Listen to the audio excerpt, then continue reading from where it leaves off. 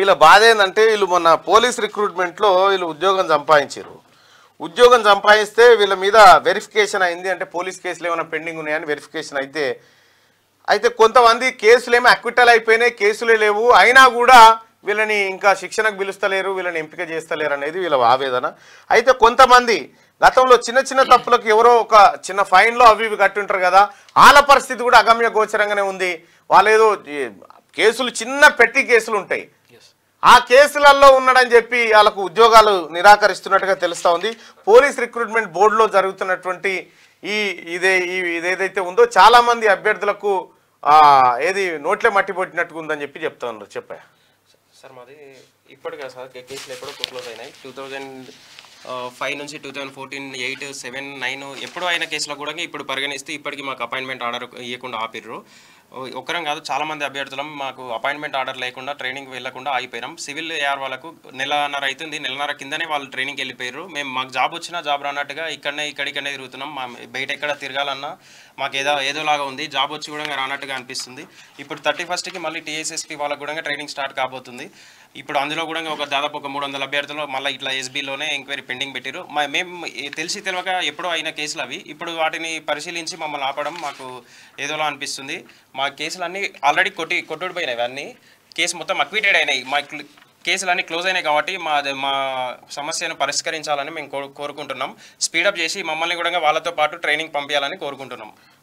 Section 248(1) ప్రకారం already section ఇవన్నీ అక్వేటెడ్ అయిపోయినాయి, మరి ఎందుకు ఇస్తలేరో వీళ్ళకు ఉద్యోగాలు అర్థం కావట్లేదు. మాస్క్ పెట్టుకొని కేసులు కూడా ఇవన్నీ అక్విటెడ్ సార్, అందరూ. మరి ఏంది మీ డిమాండ్ ఏంది ఇప్పుడు? అంటే సార్ మమ్మల్ని కూడా వీళ్ళతో పాటు ట్రైనింగ్ పంపించాలని సివిల్ వాళ్ళకి స్టార్ట్ అయ్యి 1.5 month అవుతుంది సార్. మమ్మల్ని కూడా వాళ్ళతో కలిపి ట్రైనింగ్ పంపించాలని కోరుకుంటున్నాం. ఇప్పుడు గినంగా ఆపిర్రు అనుకోండి, మళ్ళీ నెక్స్ట్ బ్యాచ్ అంటే ఒక 4 years తర్వాత మళ్ళీ నోటిఫికేషన్ వస్తుంది, మళ్ళీ ఒక 5 years తర్వాత ట్రైనింగ్. ఈ 5 ఏళ్ళు మళ్ళీ మళ్ళీ నిరుద్యోగం లాగా ఉండాల్సి వస్తుంది. అందుకని మమ్మల్ని పరిశీలించి ఇదే ట్రైనింగ్ లో పంపించాలని కోరుకుంటున్నాం. తొందరగా మా సమస్య పరిష్కరించి మాకు ఏదో ఒక విధంగా సాయం చేయండి. డీజీపీ ఆఫీస్ దగ్గరికి పోయినా కూడా, అంటే కార్యాలయాల చుట్టూ తిరిగినా కూడా ఎవరు కూడా పట్టించుకోవట్లేదు సార్ మా గురించి.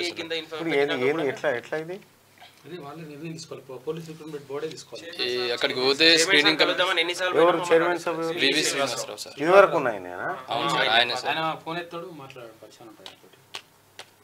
ఇప్పటికి దాదాపు చాలా మంది డైలీ ఒక 50 మంది దాకా వెళ్తున్నాం మేము డీజీపీ ఆఫీస్ కి.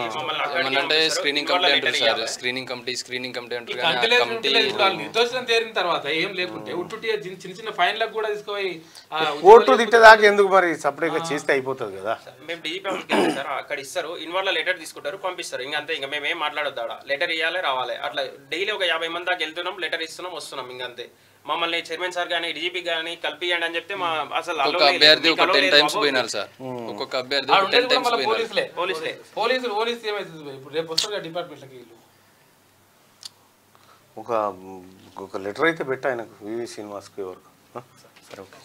తర్వాత 46 జీవోలు గురుగా కొంచెం తొందరగా క్లియర్ చేస్తే బాగుంటుంది.